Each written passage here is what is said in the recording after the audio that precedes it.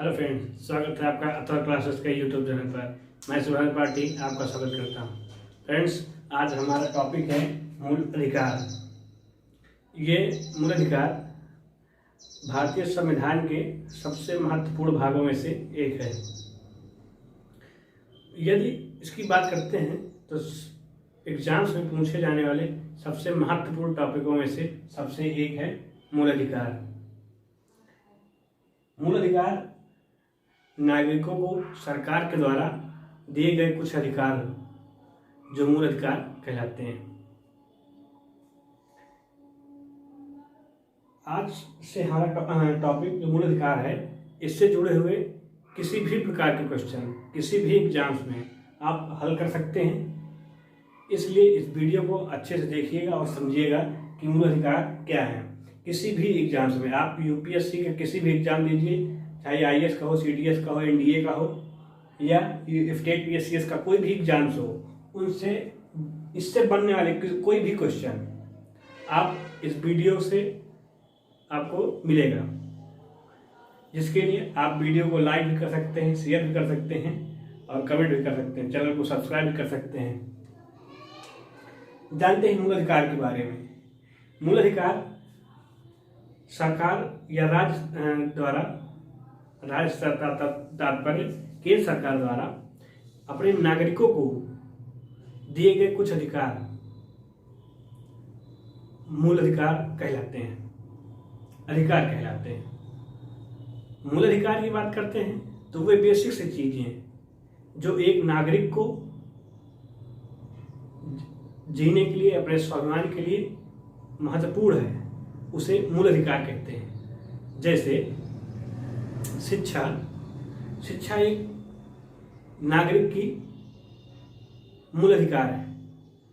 व्यक्ति शिक्षित होकर अपने लिए रोजगार और अन्य लोगों के लिए भी रोजगार निकाल सकता है, बना सकता है। इसलिए इन सब के मूल अधिकार जो दिए गए हैं केंद्र सरकार द्वारा, उनके बारे में आज हम पढ़ेंगे। यदि मूल अधिकार की बात करते हैं तो सबसे पहले जानते हैं कि विश्व में सबसे पहले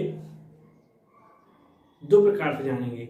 भारत में भी जानेंगे कि मूल अधिकार के बारे में क्या चर्चा किया गया है और विश्व में भी मूल अधिकार के बारे में क्या चर्चा की गई है।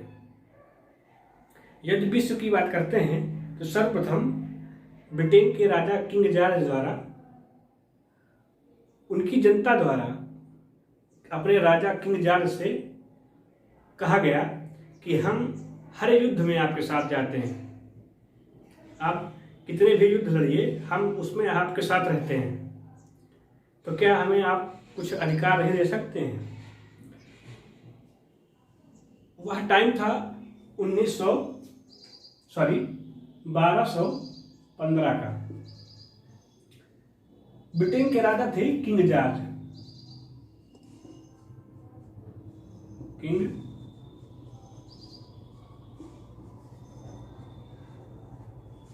जॉर्ज। ब्रिटेन की जनता ने किंग जॉर्ज से कहा कि क्या आप हमें कुछ अधिकार नहीं दे सकते हैं, हम आपके युद्ध में हर प्रकार की सहायता करते हैं, हम आपके नागरिक हैं, आपके देश के, हमें कुछ अधिकार नहीं चाहिए। इसके लिए किंग जॉर्ज द्वारा 1215 में एक मैग्ना कार्टा भेजा गया, मतलब जारी किया गया। Magna carta. मैग्ना कार्टा से तात्पर्य है, मैग्ना का अर्थ है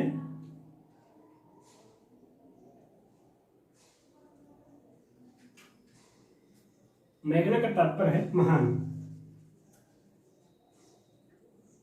कार्टा का अधिकार है अधिकार,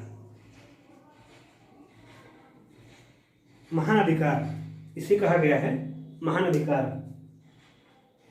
सबसे पहले विश्व की बात करते हैं तो 1215 में किंग जॉर्ज द्वारा अपने नागरिकों को ब्रिटेन के मैग्ना कार्टा के रूप में एक अधिकार स्वरूप एक पत्र जारी किया। उसके बाद यदि अन्य विदेशी राज्यों की बात करते हैं तो 1700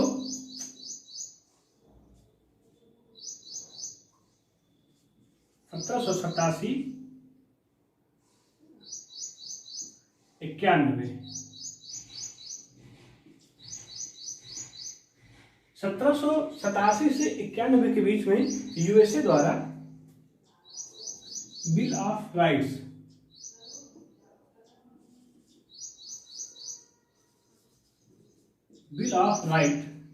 नाम से व्यक्ति नागरिकों को मूल अधिकार दिया गया। यदि 1789 की बात करते हैं, 1789 में नागरिकों द्वारा फ्रांस द्वारा अपने नागरिकों को मूल अधिकार दिया गया। फ्रांस की सरकार द्वारा अपने नागरिकों को मूल अधिकार के दिए गए।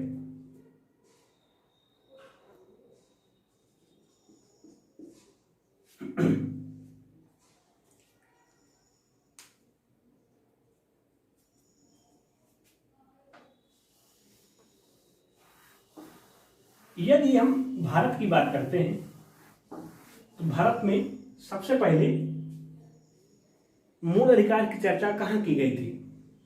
सबसे पहले मूल अधिकार देने की बात किसने कहा था? किसने कहा था कि नागरिकों को मूल अधिकार होना चाहिए? यदि भारत की बात करते हैं तो 1895 में बाल गंगाधर तिलक द्वारा बाल गंगाधर तिलक द्वारा 1895 में एक विधेयक लाया गया था जिसे कहा गया था स्वराज विधेयक।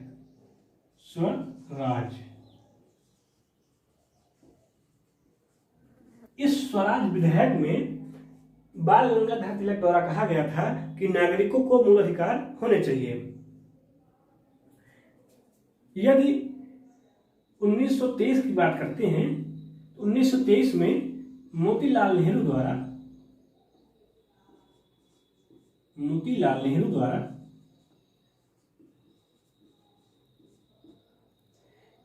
नेहरू रिपोर्ट में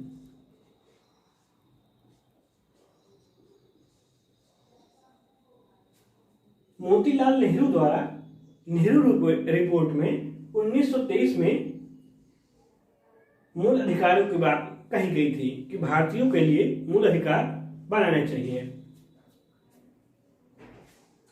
यदि 1931 की बात करते हैं,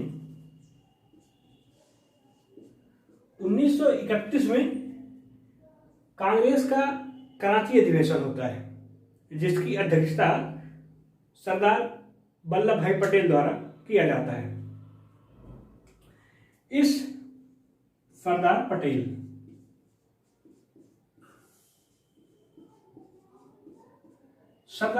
द्वारा 1931 में कांग्रेस के अध्यक्षता में कांग्रेस लिखते हैं,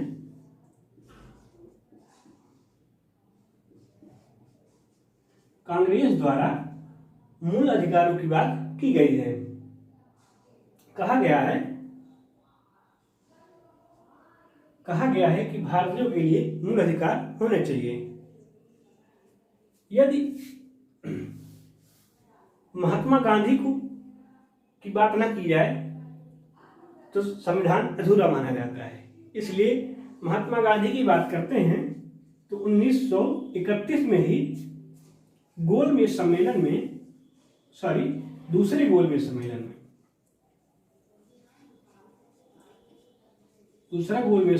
सम्मेलन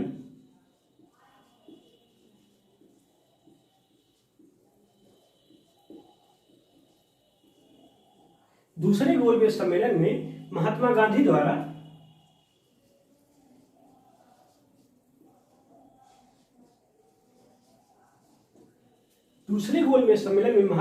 द्वारा मौलिक अधिकारों की बात की गई है कि नागरिकों के लिए मूल अधिकार होने चाहिए। यदि 1945 की बात करते हैं तो 1945 में तेज बहादुर सप्रू जो उदारवादी दल के नेता थे, उनके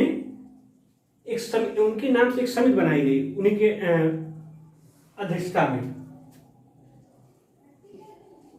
तेज बहादुर सप्रू।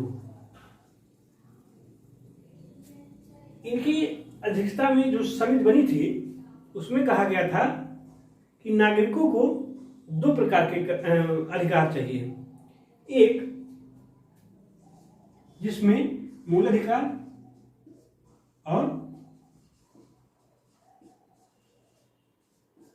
राज्य के नीति निर्देशक तत्व, राज्य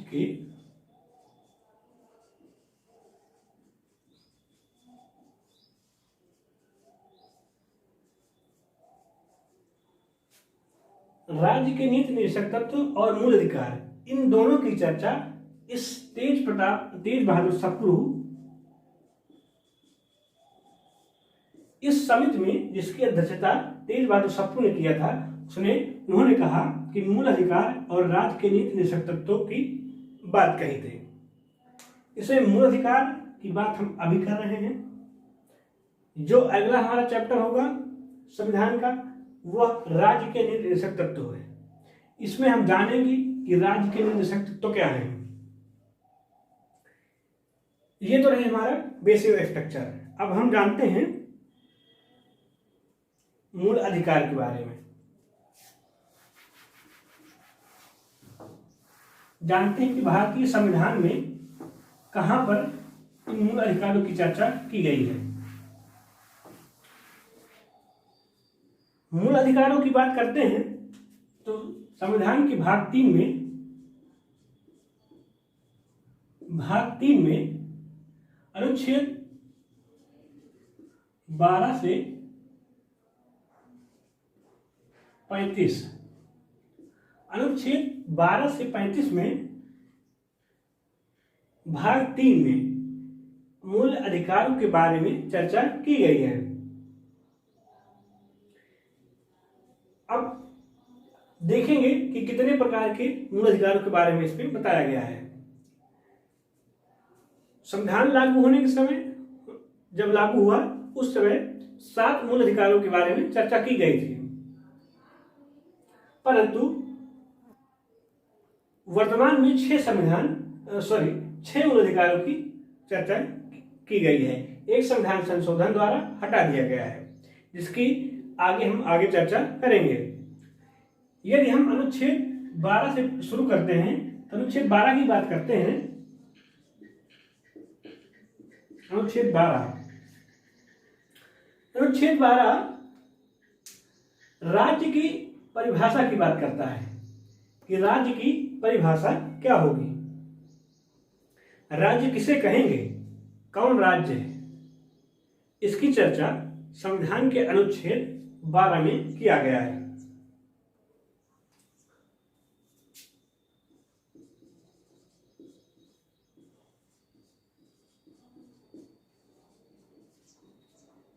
राज्य की परिभाषा, जब राज्य की परिभाषा की बात करते हैं तो इसमें राज्य में कौन कौन आता है।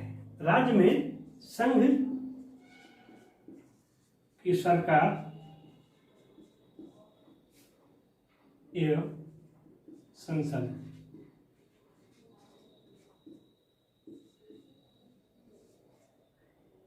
राज्य की सरकार एवं विधानमंडल,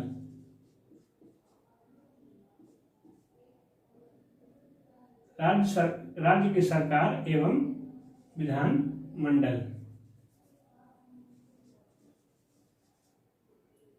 तीसरा स्थानीय स्वशासन,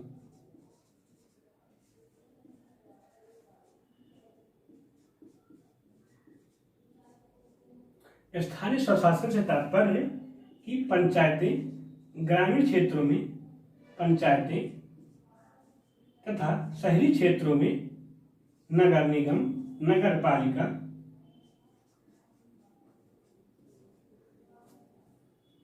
इनकी चर्चा की गई है। तथा कोई व्यक्ति या संस्था संस्था से तात्पर्य जैसे एनटीपीसी, एनटीपीसी, ओएनजीसी या अन्य महारत्न कंपनियां, बीसीसीआई,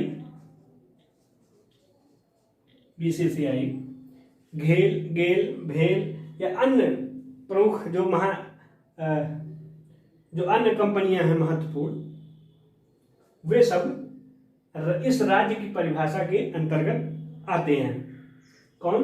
राज्य सरकार एवं संसद, राज्य की सरकार एवं विधानमंडल, स्थानीय स्वशासन, पंचायतें एवं नगर निगम, नगर पालिकाएं, व्यक्ति, संस्था जैसे एनटीपीसी, ओएनजीसी या अन्य, ये सभी इस राज्य की परिभाषा के अंतर्गत आते हैं।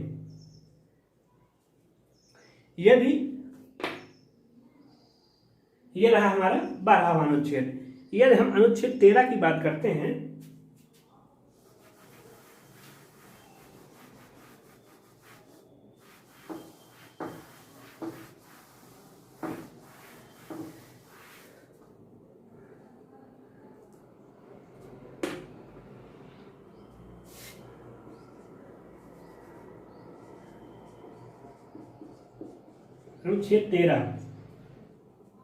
अनुच्छेद 13 कहता है मूल अधिकारों को कम करने वाली ऐसी विधियां, यदि कोई विधि मूल अधिकार को असंगत करती है, कम करती है, तो ऐसी विधियों को सर्वोच्च न्यायालय द्वारा समाप्त कर दिया जाएगा।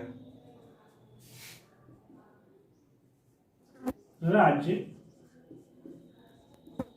ऐसी कोई विधि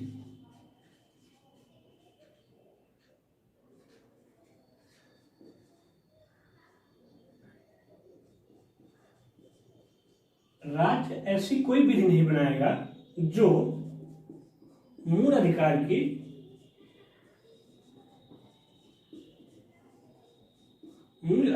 के असंगत हो।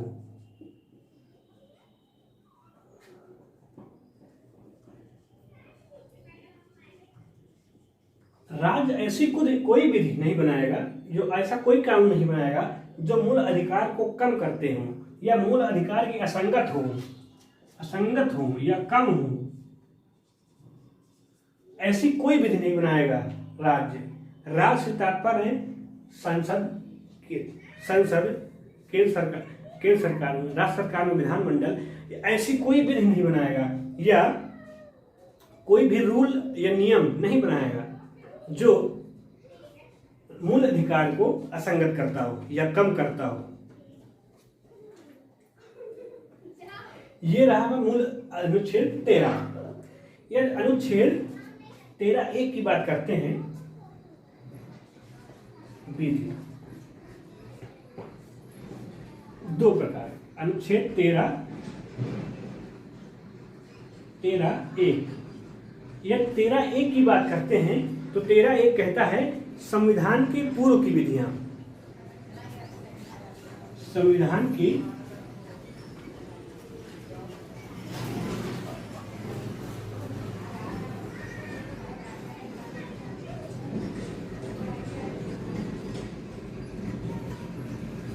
समझिएगा यहाँ पे, ये है हमारा अनुच्छेद 13। अब हम इन 13 के खंडों को देखेंगे कि कौन कौन से खंड हैं जो संविधान संशोधन द्वारा संविधान में जोड़े गए हैं और उनका क्या महत्व है, उनके बारे में चर्चा कर रहे हैं हम। यदि अनुच्छेद 13(1) की बात करते हैं तो अनुच्छेद 13(1) कहता है संविधान के पूर्व विधियां, जैसे आईपीसी, सीआरपीसी, इन सब कानून की बातें करता है। यदि उनके आधार पर कोई भी मूल अधिकार को असंगत करता हो तो वह कानून असंगत होगा। वह कानून जो मूल अधिकारों को उल्लंघन करेगा वह कानून मान्य नहीं होगा, उसे समाप्त कर दिया जाएगा। यदि अनुच्छेद 13(2) की बात करते हैं, अनुच्छेद 13(2) की बात करते हैं, संविधान के पूर्व की विधियां अनुच्छेद 13(1) कहता है। वहीं पर संविधान के बाद जब संविधान लागू हुआ 26 जनवरी 1950 के बाद जो कानून बनाए गए वे सभी कानून यदि मूल अधिकारों के असंगत होंगे या मूल अधिकार को कम करने वाले होंगे, वे विधियों की परिभाषा के अंतर्गत नहीं आएंगे।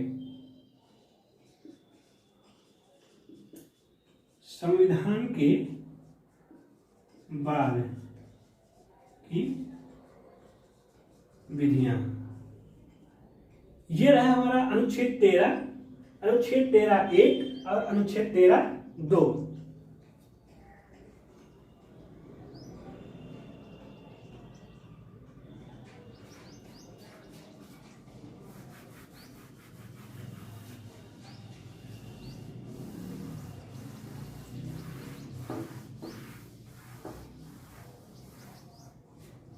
अनुच्छेद 13(3) की बात करते हैं।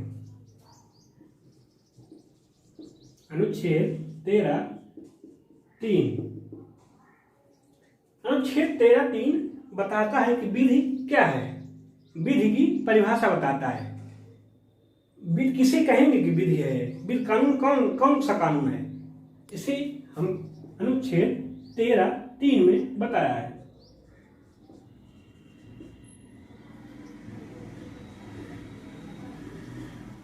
विधि की परिभाषा, विधि की परिभाषा के अंतर्गत संसद या राज्य द्वारा बना कानून, यदि राज्य सरकार या केंद्र सरकार द्वारा बनाया गया कोई कानून, वह विधि कहलाता है, विधि या कानून कहलाता है। या राष्ट्रपति द्वारा कोई अध्यादेश जारी किया जाता है,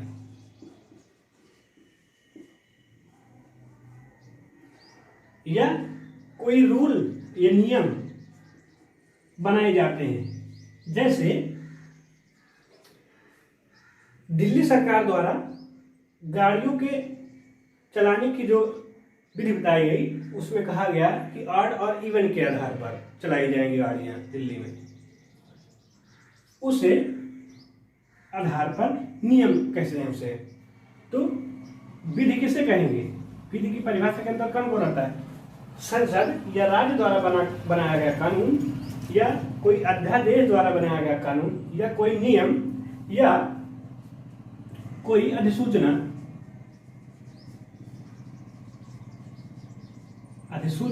या जिसे नोटिफिकेशन कहते हैं।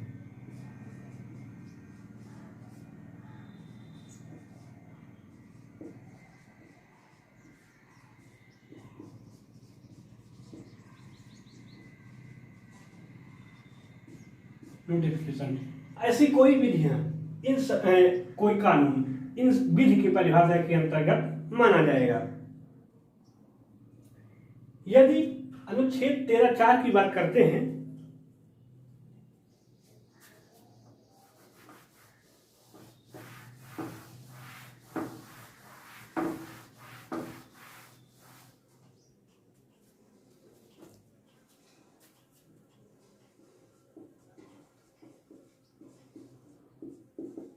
तेरह चार कहता है कि क्या संविधान संशोधन द्वारा बनाई गई विधि के अंतर्गत मानी जाएगी? क्या संविधान संशोधन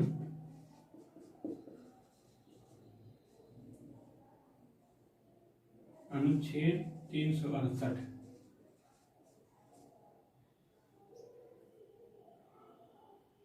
बनी विधि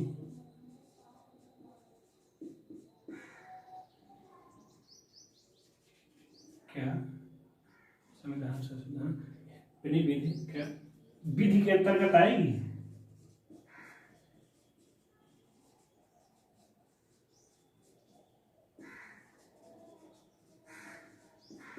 अब इसको जानने के लिए हमें कुछ भारत सरकार द्वारा कुछ मामले जो वाद आए उनके बारे में चर्चा करते हैं। ये बात करते हैं 1951 की, 1951 में शंकरी प्रसाद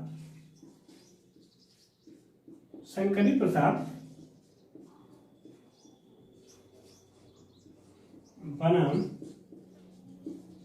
भारत संघ।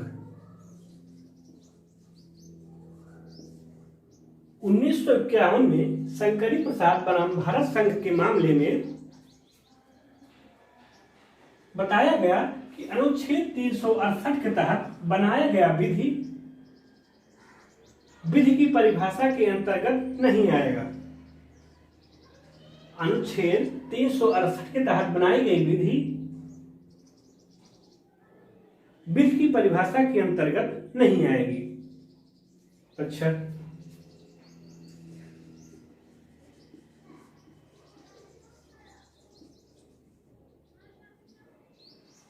विधि की परिभाषा के अंतर्गत नहीं मानी जाएगी।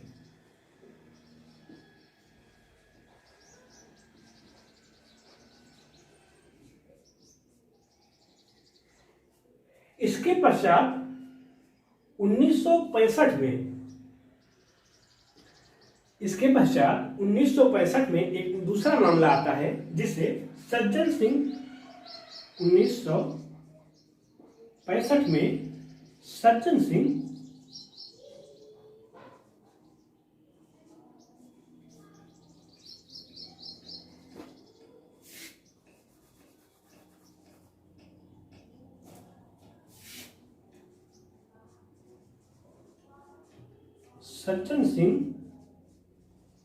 वर्सेस राजस्थान सरकार।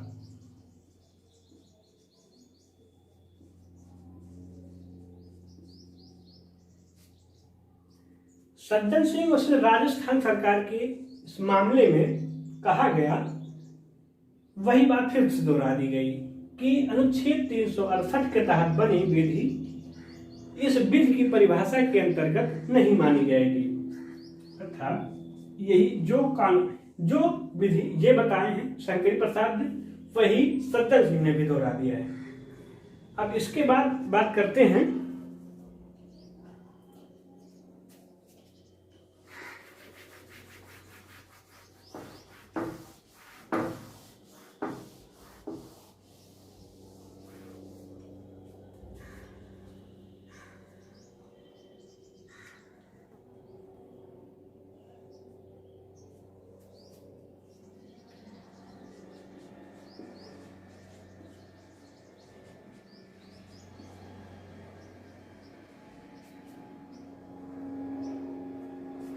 गोलकनाथ मामला।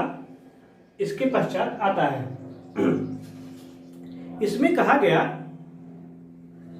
कि 368 अनुच्छेद 368 अपवाद नहीं है, अपवाद नहीं है, अर्थात यह विधि की परिभाषा के अंतर्गत आता है। विधि के परिभाषा के भाषा के अंतर्गत माना जाएगा।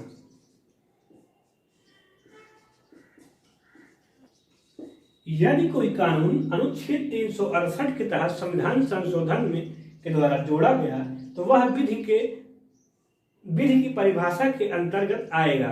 अच्छा, इसका तात्पर्य यह हुआ कि विधि की परिभाषा के अंतर्गत आएगा तो सुप्रीम कोर्ट उस पर न्यायिक पुनर्विलोकन द्वारा निर्णय दे सकती है, उसे जुडिशियल रिव्यू द्वारा जांच कर सकता है क्या यह विधि मूल अधिकार के संगत है या नहीं है।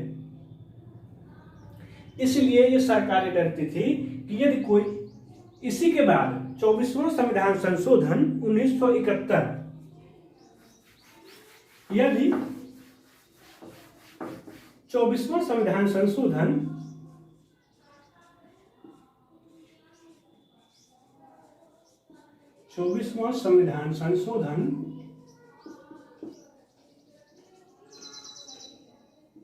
1971 इस समय सरकार केंद्र में आप जानते होंगे इंदिरा गांधी की थी। उनको ये बात अच्छी नहीं लगी कि हम कोई कानून बनाएंगे, सुप्रीम कोर्ट उसकी जांच करेगा, हम कुछ कर ही नहीं सकते हैं, सारा पावर देश का सुप्रीम कोर्ट के अंतर्गत है। उसी के आधार पर 24वां संविधान संशोधन 1971 में श्रीमती इंदिरा गांधी द्वारा किया गया। इसमें कहा गया कि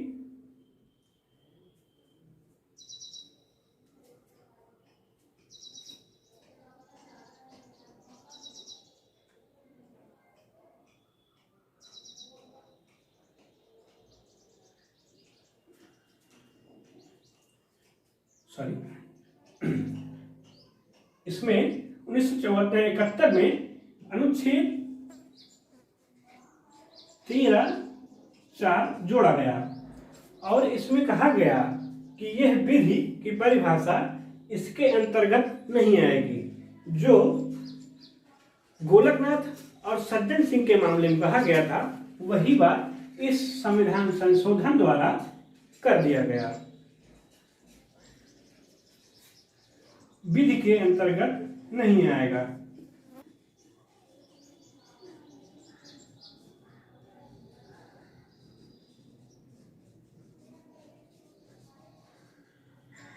इसके पश्चात क्या होता है कि 1973 में केशवानंद भारती का मामला आता है।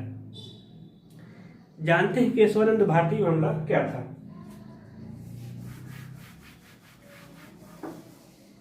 केशवानंद भारती मामले में कहा गया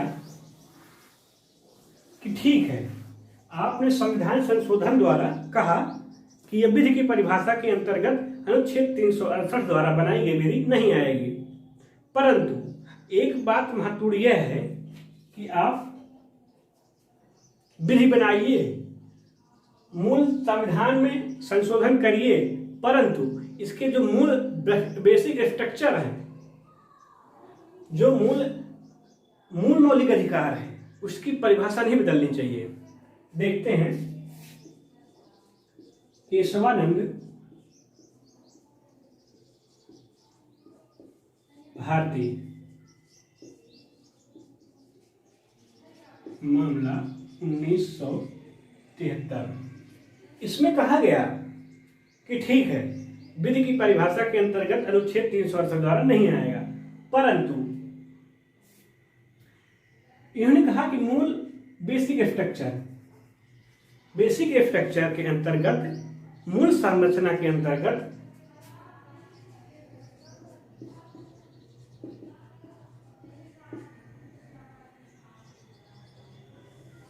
मूल संरचना में कोई बदलाव नहीं होगा। आप चाहे जितना विधि बनाइए, लेकिन जो बेसिक स्ट्रक्चर है, जो मूल अधिकार दिए गए हैं, उसका बेसिक स्ट्रक्चर आप नहीं बदल सकते हैं। अच्छा, बात आती है कि मूल संरचना क्या है, बेसिक स्ट्रक्चर क्या है। ये कहा कि ये हम बताएंगे, सुप्रीम कोर्ट बताएगा कि मूल संरचना क्या है। समय समय पर सुप्रीम कोर्ट द्वारा बताया जाएगा कि मूल संरचना क्या है। आई होप आप इन अनुच्छेदों को समझ पाए होंगे और वीडियो अनुच्छेद 12 और 13 को समझ पाए होंगे। यदि वीडियो अच्छी लगी तो वीडियो को लाइक करें, शेयर करें और दोस्तों को शेयर करें और कमेंट करें। कमेंट आप फीडबैक के रूप में कमेंट करें, बताएं कि किस प्रकार की अगर कुछ गलती हो तो उसे भी सुधारा जा सकता है। और वीडियो चैनल को सब्सक्राइब करें। जय हिंद, जय भारत।